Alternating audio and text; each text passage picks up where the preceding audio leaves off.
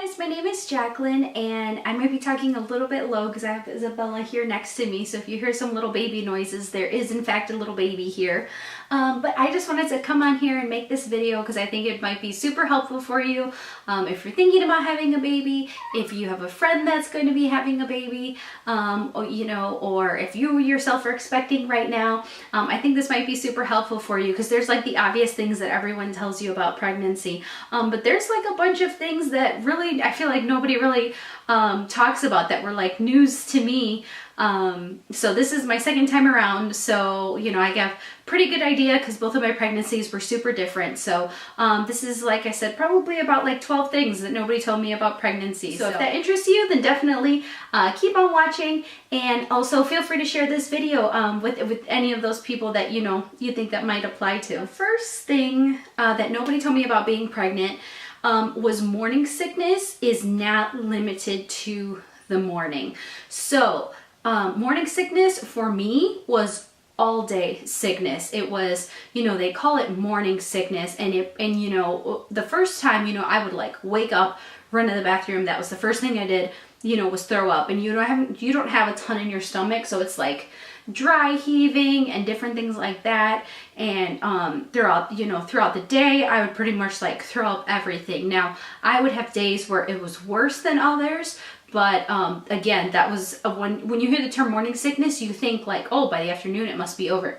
No, that is not the case. My second thing was craving. So before I was pregnant, and and I used to hear cravings, I used to think like, oh, that was something, you really, you had a craving for, just like you would now when you're not pregnant, oh, I really have a taste for, tacos, or, oh, that would be really nice if we had, Chipotle for dinner.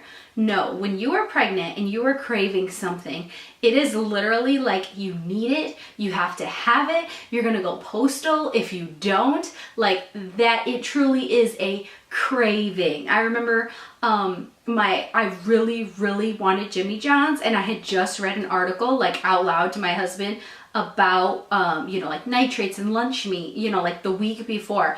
Well, he remembered that, so he would not get me Jimmy John's, and I am in the car and I'm like, please, I'm hungry, I want Jimmy John's, and I just start like crying. I wanted it so bad. And I mean, yeah, Jimmy John's is good, but let's be real, I mean, it's a sandwich. But no, when you're pregnant and you're craving something, it is literally a necessity. So for both of my pregnancies, I craved ice like hardcore, and I would just have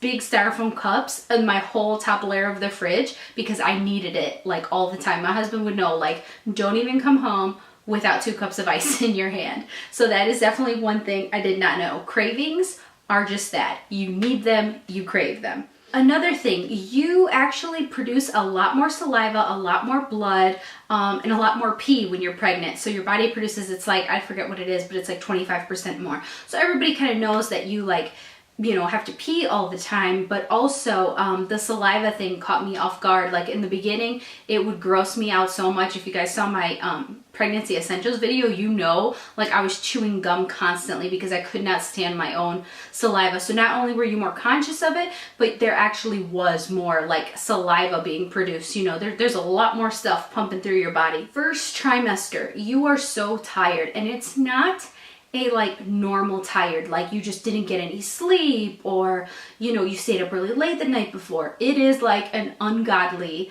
tired. My poor son, when I was pregnant with Isabella, he would come home from school and I would just be like, come on baby, let's have a snack, let's lay in bed.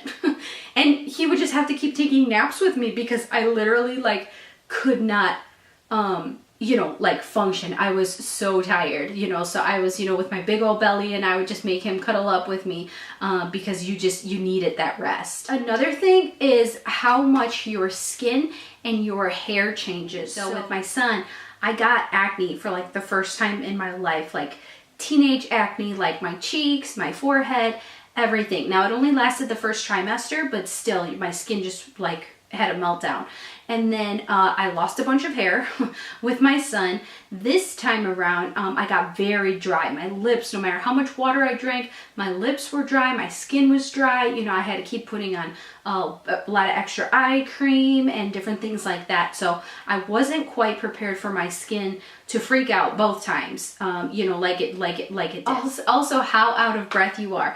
And it doesn't have to be like, you know, a brisk walk. It is literally like getting out of bed. You're doing like a rocking motion. Like once you're pretty far along, you're like huffing and puffing. Like I would literally wake my husband up just because of how much noise I would have made just trying to get out of bed, or like getting in the car, you know, going up the step, you know, to get in the car and getting myself situated, or like bending down to get my purse. It was a thing.